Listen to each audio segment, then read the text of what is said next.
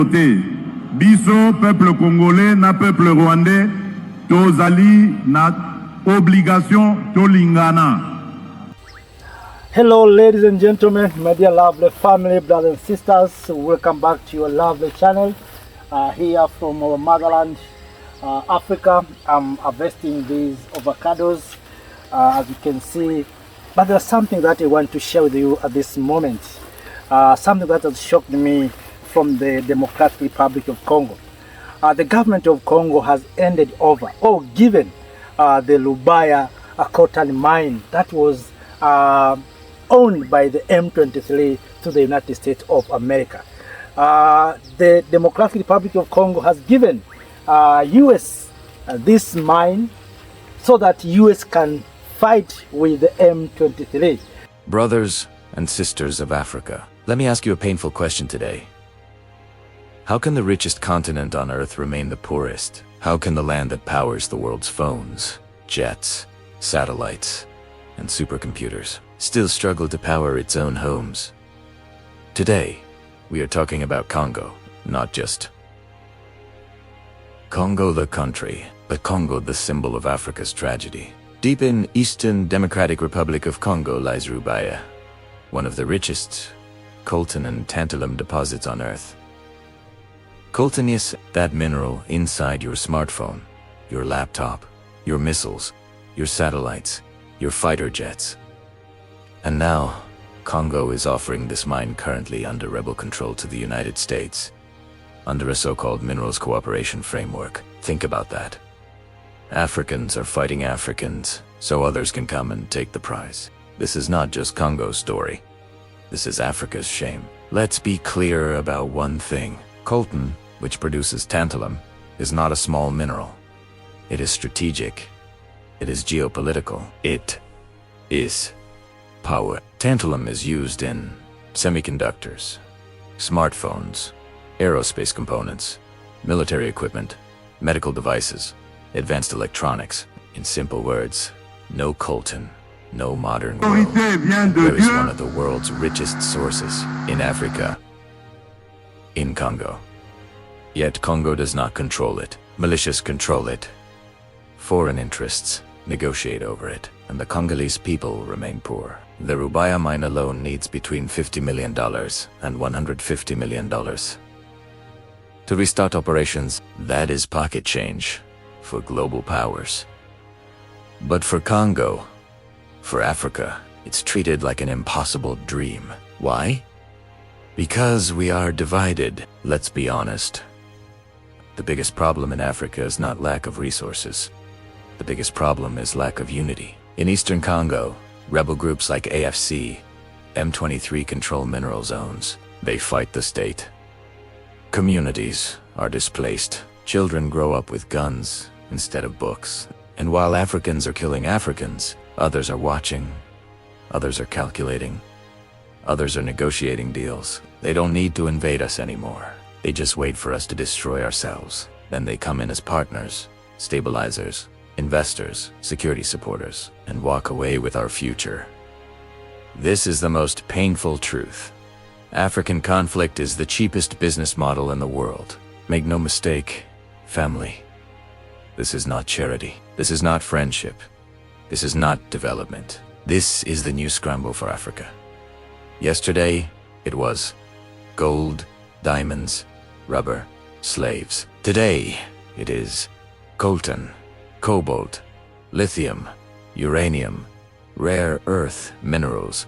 Yesterday, they came with guns and flags. Today, they come with contracts and diplomacy, but the result is the same. Africa exports raw materials. Africa imports poverty. They build their factories, their technologies, their weapons, their space programs. We build refugee camps, graveyards, debt, dependency, and then we wonder why Africa is still behind. Yes, foreign powers exploit Africa, but let's be brave enough to say this. We also betray ourselves. Which African army is fighting to protect African minerals for African people? Which African leaders are uniting to build African refineries, African factories, African tech industries? Instead, we see Leaders protecting foreign interests. Elites sending money abroad. Youth dying in wars that benefit others. Countries competing instead of cooperating. Imagine this. If Congo, Rwanda, Uganda, Tanzania, Kenya, Zambia, and the whole region said, no more rebel minerals, no more smuggling, no more foreign control. We build this together. Africa would not be begging anyone. But division is profitable, and some people inside and outside. Africa love it that way. So what is the way forward? Not slogans, not Twitter anger, not empty speeches. The solution is Pan-African unity with action. Africa must secure its own mineral zones, process its own minerals, manufacture its own products, trade with itself first, build joint African industries, create African strategic reserves, defend African resources with African forces. Imagine an African minerals alliance. Imagine African-owned refineries. Imagine African-made smartphones, chips, batteries, and aircraft parts. The money is here. The resources are here. The youth are here. What is missing? Political courage, unity, vision.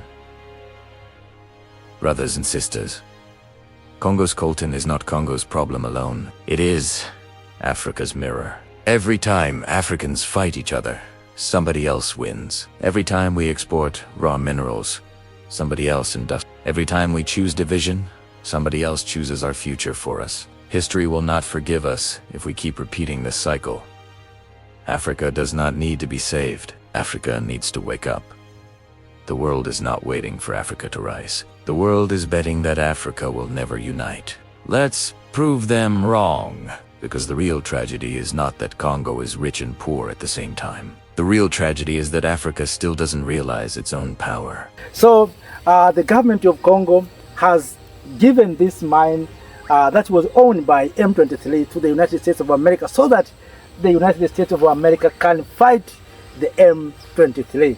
The aim of that mission is to see that US is eliminating M23. What is your opinion on this issue? Is it right for the government of Congo to give US government or the United States of America this coltan mine of Rubaya that was owned by M23? Is Democratic Republic of Congo shifting the fight instead of Democratic Republic of Congo that was fighting with M23? Now it will be M23 against Democratic Republic of, M23 against United States of America? And what was the mission behind this? And of course, we know that the Democratic Republic of Congo said clearly that they were invited America purposely to make sure that America is going to fight M23. You remember almost 4 months ago, I shared the video about that story, the story of Democratic Republic of Congo, the government of Felix Tshisekedi, to invite America to fight M23. So right now, what the government of Congo has done is to give the mine that was owned by the M23 to the government of United States of America. So what America will do is to fight M23 and to remove them so that America can extract those minerals. So what is your opinion? Is that a solution? Is that a best way to give or to provide peace in Democratic Republic of Congo? What is your thought on that matter? Share with us through the comment section. For me, I think there's a need for the government of Congo to find a way. You know, sometimes we think that these outsiders or foreigners have solutions. But let me tell you, yes, US will take that in mind, but remember these people will remain within our countries. So instead of fighting with that mine, they will fight with us. So that is not a solution. What Congo has to do, or the government of Congo, is to sit down with these labels or these groups. If you look deeply, these M23 are not fighting with the government. These M23 are fighting to be recognized. You know, some said these people are coming Rwandese. No. If you go back to our history, you will understand that Rwandese speaking, Congolese Rwandese speaking, were eliminated or were not recognized by the government of Kinshasa. And they have been forced to go back to Rwanda. Why? The land of the ancestors are in the Democratic Republic of Congo. So these people are not fighting maybe to the government of Congo. They are fighting to be recognized.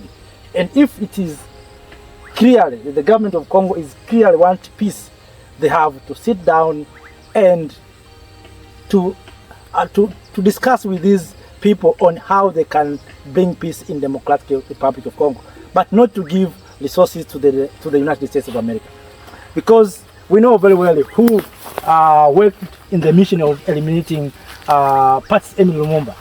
We know all of us who participated in the assassination of Patrice Emery Lumumba.